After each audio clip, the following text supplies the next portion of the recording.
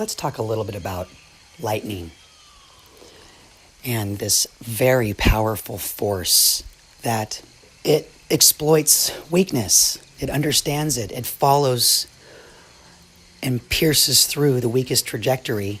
And through that process, things become stronger, more flexible, becomes fortified in a way that is permeable. In other words, it's not rigid. And I was very fortunate yesterday to be in the presence of lightning. But a weakness was exposed. And this brought great joy to me. And that weakness is in the teachings of ritual that you find here on this channel. And ritual is something I speak about for you to understand how easy you can make things. But in that process of being easy, you do not want to be rigid.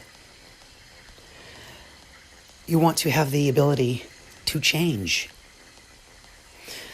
So yes, you do have a cadence in your life where every day you have these things that you pretty much do consistently. When you get up in the morning, you get up on the same side of the bed. I mean, you can make a list that would be pages long of all the things today that you have done that you did yesterday. But where it becomes interesting, where it becomes purposeful, is in the nuance and the serendipity that happens during the course of that cadence, during your day.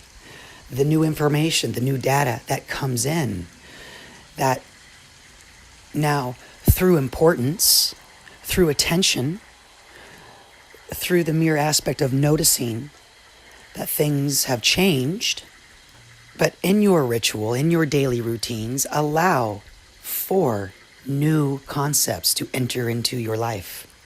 And that way, find satisfaction, pleasure, joy. Subscribe or like. I'd really love to hear your views. Cheers.